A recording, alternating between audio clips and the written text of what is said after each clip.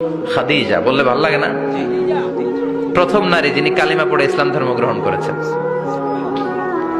আমাদের আম্মা জান, বিশ্বনবীর প্রথম বউ। 25 বছর বিশ্বনবীর সাথে সংসার করেছেন, 3 বছর বিশ্বনবীর সাথে জেল খেটেছেন, শিয়াবে আবি তালেবে। কেমন বউ?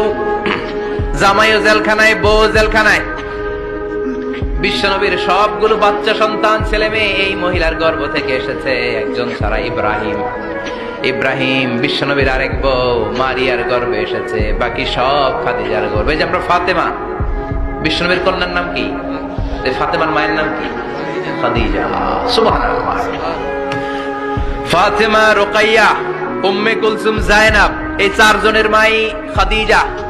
আবার আব্দুল্লাহ, কাসেম, এদের মায়ের নামও খাদিজা। বিশ্বনবীর সব সন্তান এসেছে খাদিজার পেট থেকে। বরকত বেশি না কম? বিশ্বনবী ভয় পেলে খাদিজার কাছে গেলে ভয় কেটে যেত, সাহস যোগাতেন, শেল্টার দিতেন, ছাতার মতো মাথার উপরে দাঁড়িয়ে থাকতেন। আল্লাহু আকবার।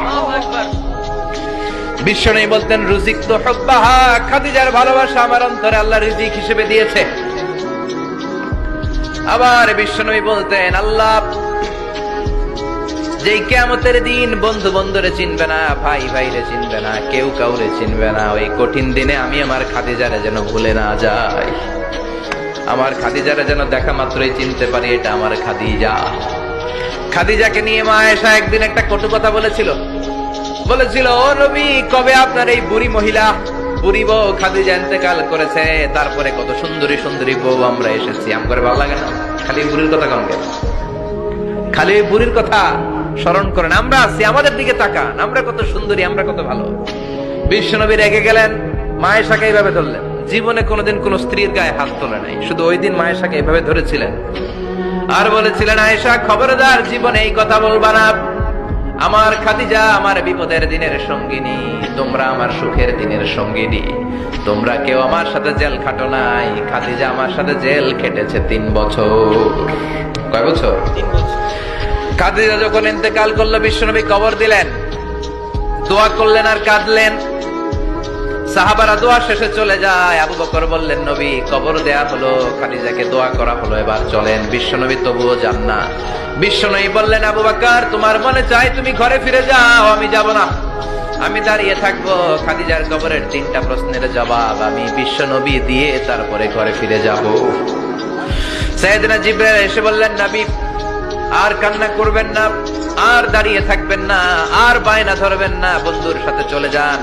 খাদিজার কবরের 3টা প্রশ্নের জবাব নিয়ে আপনার টেনশনের দরকার নাই। টেনশন কার? আপনি তাড়াতাড়ি চলে যান। আপনার স্ত্রী খাদিজা যদি কবরের 3টা প্রশ্নের জবাব দিতে কোনো ভুল করে ফেলে, আরশের উপর থেকে আল্লাহ নিজেই জবাব দিয়ে দিবে। আল্লাহু আকবার। কি মহিলা ছিল! বিশ্বনবীকে সবসময় আগলে রেখেছে, শেল্টার দিয়েছে, প্রতিভক্ত ছিল। খাবার নিয়ে বিশ্বনবীর জন্য এদিক সেদিক যেতেন, বিশ্বনবী না আসলে খেতেন না। বিশ্বনবীকে কলিজার চাইতো বেশি ভালোবাসতো, প্রতি যা বলবে তাই শুনতো। ও মায়েরা, খাদিজাতুল কুবরার জীবনী থেকে আপনাদের জন্য শিক্ষা হলো প্রতিভক্তি।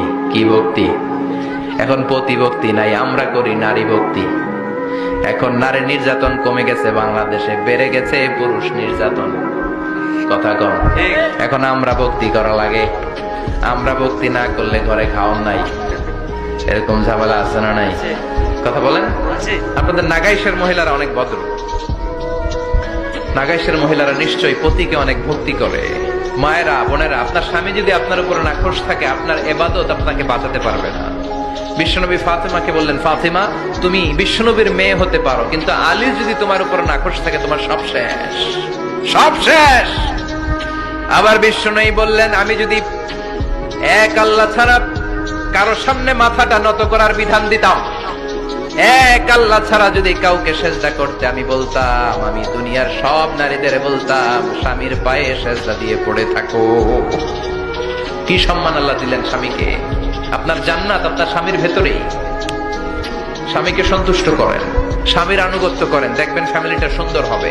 আর স্বামীরা স্ত্রীদেরকে ভালোবাসেন, স্ত্রীদেরকে ভালোবাসার গল্প শোনাবেন, দামি দামি শাড়ি কিনে দিবেন, তারপরে রাত্রিবেলা গান শোনাবেন। আধো রাতে যদি ঘুম ভেঙে যায়, মনে পড়ে মোরে প্রিয়, চাঁদ হয়ে রব আকাশের গায়ে, বাতায়ন খুলে দিও। এই গানগুলো শুধু বউয়ের গান, শালির গান না, বাবির জন্য না, চাচাতো বোনের জন্য না। উল্টা পাল্টা জায়গায় করলে গুনাহ আছে না নাই?